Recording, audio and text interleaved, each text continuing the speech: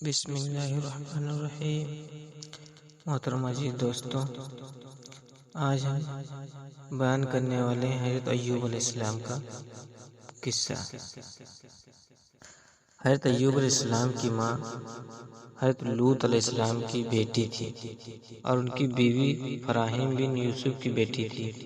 ان کا نام رحمت تھا۔ حضرت ایوب علیہ السلام کو اللہ نے خوشحالی بخشی تھی۔ وہ کافی مال و دولت رکھتے تھے۔ ہزاروں اونٹ اور ہزاروں بکریاں اور بہت سے غلام ان کی ملکیت میں تھے۔ خدا نے 7 بیٹے اور 7 بیٹیاں عطا کی تھی۔ وہ ہمیشہ خدا کے شکر گزار رہتے تھے اور نمازیں پڑھتے۔ خدا نے حضرت ایوب علیہ السلام کو پیغمبری عطا کی۔ وہ بندگی اور خیرات کرنے میں آگے رہتے تھے۔ شیطان کی مجال نہ تھی کہ وہ ان کے پاس بھٹک بھی سکے۔ شیطان کے دل میں حسد کا شعلہ بھڑکا۔ اس نے حضرت ایوب علیہ السلام سے عداوت کی ٹھان لی۔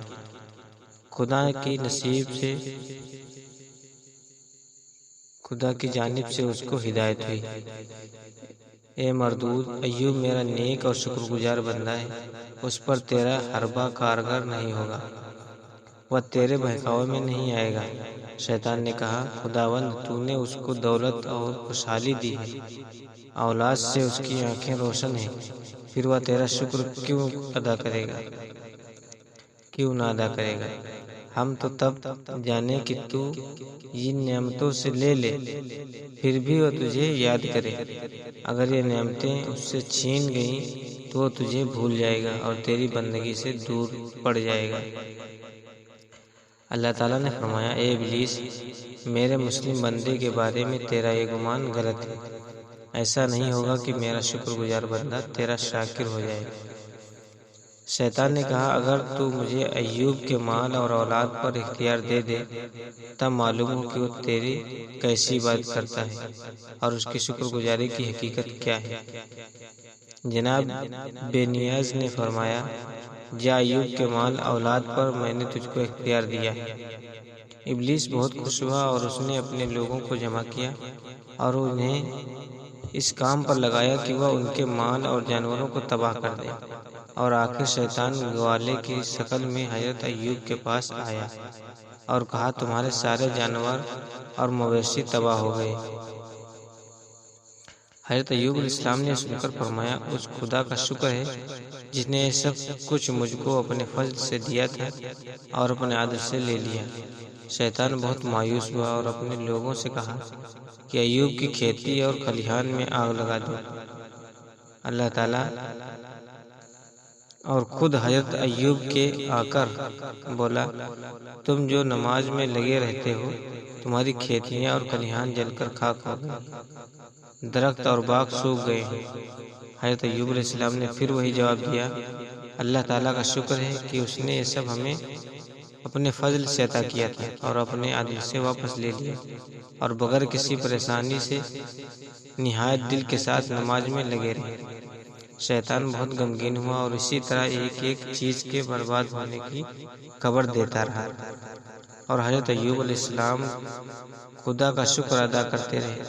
آخر میں اس نے آ کر خبر دی کہ ایوب، گھر کے گرنے سے تمہارے بچے دب گئے۔ حضرت ایوب علیہ السلام نے توکل و صبر کی رسی ہاتھ سے نہ جانے دی اور آپ کے مزاج میں کوئی فرق نہ آیا۔ پھر شیطان نے خدا سے کہا، الہی ایوب جانتا ہے کہ تو اس کے صبر کے بدلے اسے 2 گنا مال اور اولاد دے گا، اسی لیے وہ بے چین نہیں ہوتا۔ اگر تو مجھے اس کے جسم پر اختیار دے تب اس کی بندگی اور شکر گزاری کا حال معلوم۔ اللہ تعالیٰ نے فرمایا، جا، میں نے تجھ کو اس کے بدن پر بھی سوائے زبان اور دل اور کانوں کے اختیار دے دیا۔ حضرت ایوب علیہ السلام کے جسم مبارک میں خارش پیدا ہوئی اور ایسا روگ لگا کہ جسم کی کھال اور گوشت تک پھٹنے لگا۔ بدن میں کیڑے پڑ گئے جس سے بدبو آنے لگی۔ گھر والوں نے بستی سے باہر ایک جھوپڑی بنا دی جس میں حضرت ایوب علیہ السلام رہنے لگے۔ آپ کے ساتھ کوئی تیماردار اور خبر لینے والا نہ رہا، کوئی آپ کے قریب نہ آتا تھا۔ ایک آپ کی بیوی رحمت تھی جو آپ کی خدمت میں لگی رہتی اور جو کچھ ان کے پاس تھا سب آپ کے علاج میں لگا دی۔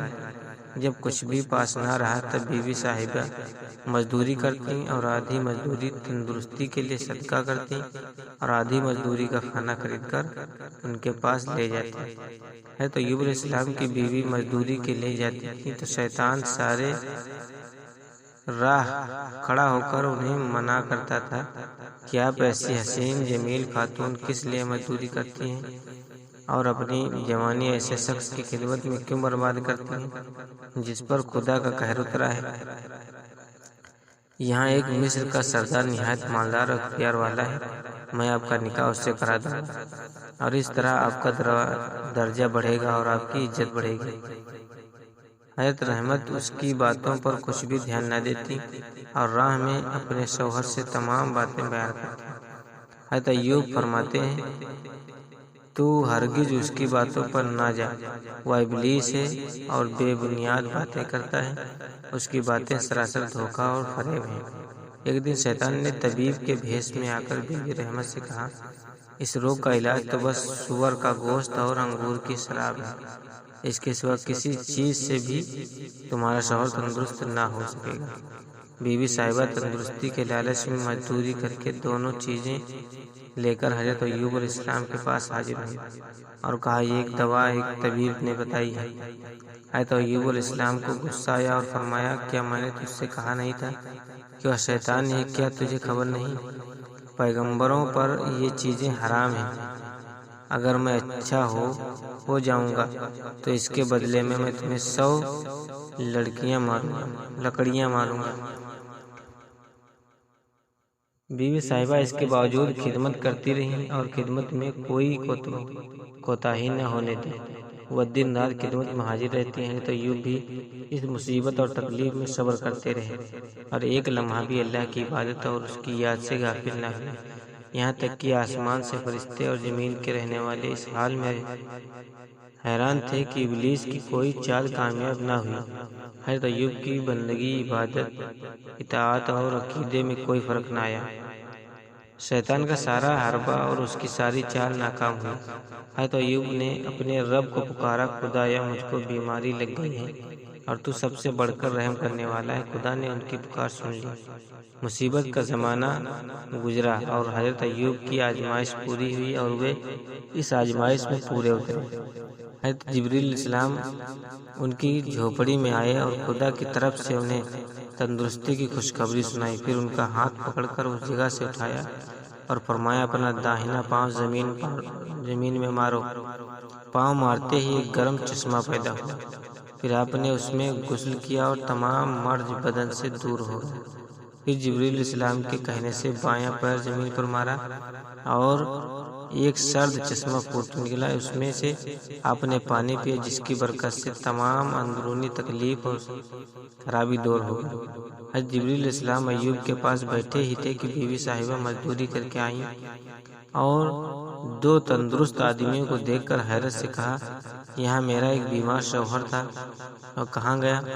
حضرت جبریل علیہ السلام نے کہا کہ اگر تو اسے دیکھے گی تو پہچانے گی۔ حضرت ایوب علیہ السلام ہنس پڑے۔ بیوی صاحبہ نے انہیں پہچان کر خدا کا شکر ادا کیا۔ پھر حضرت جبریل علیہ السلام کے سیخ سے حضرت ایوب نے کھجور کی 100 ہری شاخوں کو ایک ساتھ لے کر بیوی کو اس سے مارا۔ اس طرح ان کی قسم بھی پوری ہو گئی اور بیوی کو کوئی چوٹ بھی نہ آئی۔ اللہ تعالیٰ نے ان کی تکلیف بھی دور کر دی اور انہیں ان کے بال بچے بھی دیے اور انہیں اپنی رحمت سے پہلے سے زیادہ عطا کیا۔ تندرستی ملنے کے بعد حضرت ایوب علیہ السلام روم والوں کی طرف گئے تاکہ وہ انہیں خدا کی دعوت دیں اور انہیں سچے دین کی طرف بلائیں۔ اسی ملک میں حضرت ایوب کا انتقال بھی ہوا۔